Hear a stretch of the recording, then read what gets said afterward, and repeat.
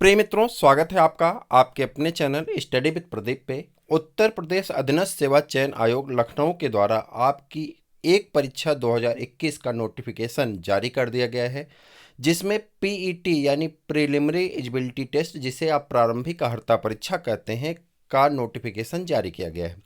इस वीडियो में हम लोग समझने का प्रयास करेंगे कि क्या एलिजिबिलिटी क्राइटेरिया है। थोड़ा सा कन्फ्यूजन की स्थिति बनी हुई है, मैं उसे स्पष्ट कर दूं तो आप भ्रमित ना हो। यहाँ पे जो भी आपका ओटीआर हो चाहे ट्रिपल सी हो, जो भी नोटिफिकेशन में आपका ओ लेवल हो, जो कुछ भी है, मैं आपको नोटिफिकेशन के अपडेट के अकॉर्डिंग बताऊंगा जो आपको एकदम उचित और सही लगेगा।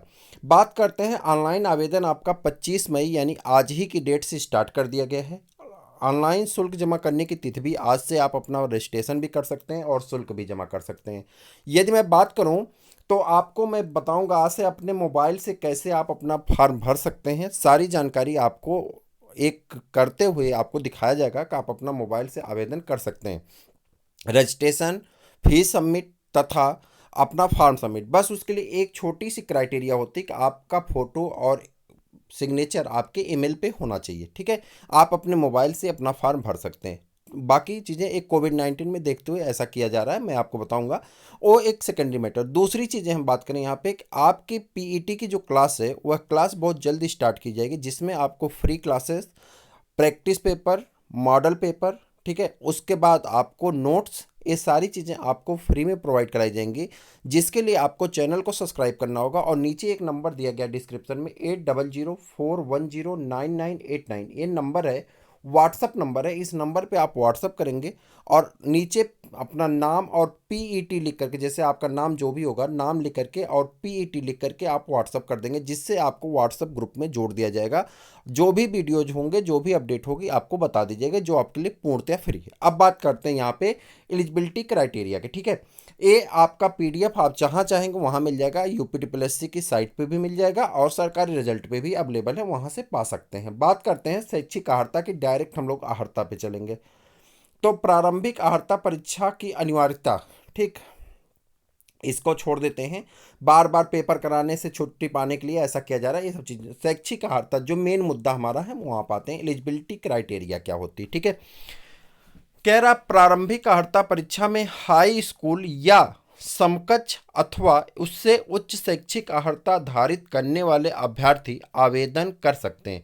बात को समझने का प्रयास करिए कि पीईटी जो एग्जाम होगा उसमें या तो आपके पास हाई स्कूल हो या इसके समकक्ष कोई और डिग्री हो। जैसे कि आप मान लेते हैं कि उर्दू कॉलेज से पढ़ रहे हो, ठीक, उर्दू स्कूल से पढ़ रहे हैं तो वहाँ की कोई डिग्री होती होगी। आप ये संस्कृत विद्यालय से पढ़ रहे हो तो वहाँ पे कोई डिग्री होती होगी। जैसे नाम उसका कुछ और होता होगा, वो तो क्लास 10th कराएगा लेकिन नाम होता है। जैसे आप म्यूजिक से कहीं पढ़ रहे हो कोई, तो आपके पास समकक्ष डिग्री मतलब हाई स्कूल के बराबर कोई आपके पास डिग्री होनी चाहिए। या तो आप खुद हाई स्कूल पास हो, जैसे यूपी बोर्ड से, सीबीएसई बोर्ड से, आईसीएसई बोर्ड से आप हाई स्कूल पास होने चाहिए। ठीक है, अथवा इससे उच्च, उच्च में चाहे आप इंटर किए हो, ग्रेजुएशन किए हो, पोस्ट ग्रेजुएशन किए हो, पीएचडी किए हो, आप एमफिल हो, डीफिल हो, कुछ भी किए हो, उच्च में कुछ भी किए हो चलेगा, लेकिन निम्न जो है सबसे कम एलिजिबिलिटी जो है वो आपका हाई स्कूल पास होना होगा। ठीक है, अतः ऐसे सभी अभ्यर्थी जिनके द्वारा आवेदन पत्र सबमिट करने की अंतिम तिथि से पूर्व हाई स्कूल समकक्ष अथवा उससे उच्च शैक्षिक अर्हता धारित कर ली हो, वे प्रारंभिक अर्हता परीक्षा 2021 हेतु आवेदन कर सकते हैं। यानी ना ट्रिपल सी, ना ओटीआर, ना ओ लेवल, डी लेवल, सी लेवल, कुछ की आवश्यकता नहीं। सिर्फ और सिर्फ आप हाई स्कूल पास हो, ना ही मेरिट का कोई लोचा, आप सिर्फ पास हो। यानी आप 33% है तब भी डाल सकते हैं, 99% है तो भी डाल सकते हैं, 100 में 100 आउट नंबर है तो भी आप डाल सकते हैं। क्लियर है।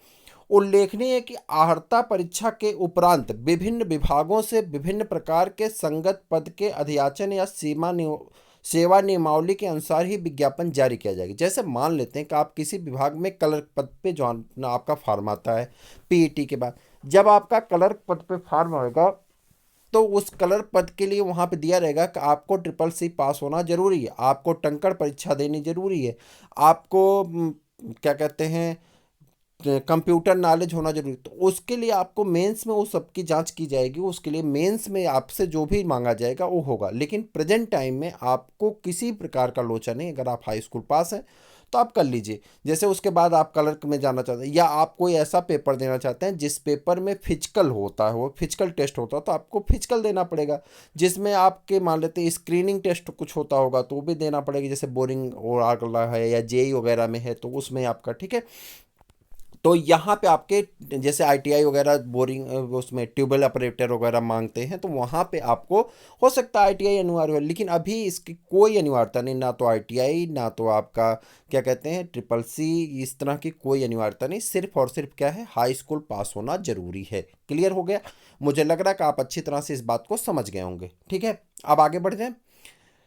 अब कह रहा है संगत पद के सीमा, ठीक, इसके सापेक्ष अनिवार्यता रखी जाएगी। ठीक, कह रहा है दे दी हो के द्वारा ऑनलाइन आवेदन किया गया हो, इनमें से प्रारंभिक अर्हता परीक्षा के स्कोर के आधार पर शॉर्टलिस्ट किए गए अभ्यर्थी हेतु यथा आवश्यक मुख्य परीक्षा, कौशल परीक्षा, शारीरिक दक्षता परीक्षा आदि का आयोजन कराया जाएगा। ठीक है, आप जब क्या हुआ, प्री तो पास हो गए, यानी पेट पास हो गए। पेट पास होने के बाद मान लेते हैं कि 100 नंबर का आपका पेपर होता है। कितने नंबर का? 100 नंबर का। अब आपका नंबर आता है 95, ठीक, और आपसे ही रिलेटिव किसी का नंबर है 74। अब बताइए कि अगर ज्वाइनिंग आपको मेंस जाना होगा तो पहले 95 वाला जाएगा ना। आपने पीसीएस वगैरह इस सब का पेपर दिया हो जहाँ प्री मेंस होता होगा, तो प्री का क्या होता है कि रिजल्ट आता है। रिजल्ट आने के बाद ये होता है कि हमारा 5 नंबर से रुक गया, 2 नंबर से रुक गया, 3 नंबर से, यानी मेंस में जाने के लिए कुछ लिस्ट हो जाती कितने बच्चे ही मेंस में जाएंगे। ठीक है, सब लोग मेंस नहीं देते हैं, जो लोग प्री देते हैं वो मेंस का पेपर नहीं देते। मेंस में पेपर देने के लिए आपको प्री पास करना होता है। प्री पास करने का मतलब क्या है, प्री का नियम बन गया है। जैसे मान लेते हैं कि 100 सीट है और यहाँ पे नियम बना दिया गया कि जो लड़के 90 नंबर से ऊपर पाए हैं वही 100 सीट के लिए जाएंगे। ठीक, तो अब 100 सीट के लिए 90 नंबर से ऊपर वाले अभ्यर्थी अगर जा रहे हैं तो उसमें आप पहुंच पाएंगे तो ठीक है, आपका 90 नंबर है तब तो ठीक है। अगर 90 नंबर आपका नहीं है तो फिर आप क्या माने जाएंगे, फेल माने जाएंगे। ठीक है, लेकिन जब दूसरी वैकेंसी निकलती है और उसमें कहा जाता है कि 88 नंबर वाले भी फॉर्म अप्लाई कर सकते हैं, तो वहां पर आप क्या हो जाते हैं, पास हो जाते हैं। समझ गए हमारी बात? इसी प्रकार से कई अलग अलग विभाग में वैकेंसियां निकलेंगी। आपका स्कोर कार्ड अच्छा होगा तो आप मेंस के कई अलग अलग फॉर्म डाल सकते हैं, यानी अलग अलग कई परीक्षाओं में शामिल हो सकते हैं। लेकिन अगर आपका स्कोर कार्ड अच्छा नहीं आया है तो आप शायद उसमें शामिल ना हो पाएँ, ये आपके लिए कठिन होगा। इसी के लिए ये स्टडी विद प्रदीप आपके लिए लेके आ रहा है खुशियों का पिटारा, जिसमें आपको एक ही नहीं पूरी क्लासेस मिलेंगी। सबसे बड़ी चीज़, आपको पूरी क्लासेस, नोट्स, आपको प्रैक्टिस पेपर, और उसके बाद आपका टेस्ट पेपर, और फिर लास्ट में आपको मास्टर वीडियोज के रूप में जो भी टॉपिक्स हैं वो सभी टॉपिक मिल जाएंगी। यानी आपकी पूर्ण तैयारी, वो भी फ्री निःशुल्क में। आप देख लीजिएगा, आपको बहुत लाभ होने वाला है। चैनल को सिर्फ सब्सक्राइब करना, अपने दोस्तों को शेयर करना है, और नीचे एक नंबर दिया गया है 800 यानी 800 1410 यानी 410, और 9989 यानी 800 410 99 89, या 800410 9989, इस नंबर पे आपको क्या करना है, व्हाट्सअप करना है। क्लियर है? आगे बढ़ जाते हैं। हाई स्कूल अथवा इसके समकक्ष में से कम अनिवार्य अर्हता के ऐसे पद जो आयोग की परिधि में आते हैं, जैसे कुछ ऐसे पद हैं जैसे माली के, ये सब के 5 पास माना जाता है। ठीक है, अब तो ये कर दिए 10 पास, लेकिन कुछ ऐसे पद हो जाते हैं जैसे प्यून के हैं या इस सब के, तो वो 5 पास 8 पास होता है। तो उसके लिए कह रहा है कि जो उससे कम अर्हता के पद हैं तो आयोग की परिधि में आते हैं, उनको अधिवाचन प्राप्त होता है, तो उनके संबंध में आयोग निर्णय के अनुसार लेगा कि कौशल परीक्षा, दक्षता परीक्षा कराई जाए ना कराई जाए, वो आयोग के निर्णय पे है। उसमें आपको चिंता करने की कोई आवश्यकता नहीं। आयु सीमा की एक बार बात कर लेते हैं। आयु सीमा में देखिए देखिए उत्तर प्रदेश अधीनस्थ सेवा चयन आयोग ने विभिन्न विभागों से विभिन्न प्रकार के पदों के अधियाचन उपलब्ध कराया जाता है, जिसमें न्यूनतम आयु भिन्न भिन्न 18 वर्ष 21 वर्ष होती है। अधिकतम आयु उत्तर प्रदेश सेवा नियमावली भर्ती के अनुसार 10वां संशोधन किया गया था 2012 में। मुख्यमंत्री अखिलेश यादव जी थे उस समय, उनके द्वारा संशोधन करके इसको 40 वर्ष तक कर दिया गया था। इस प्रकार ऐसे अभ्यर्थी जिन्होंने 1 जुलाई 2021 को न्यूनतम 18 वर्ष पूर्ण कर ली हो और 40 वर्ष से अधिक आयु का प्राप्त किया हो, यानी 40 वर्ष से अधिक का ना हो, तो वह फॉर्म को अप्लाई कर सकता है।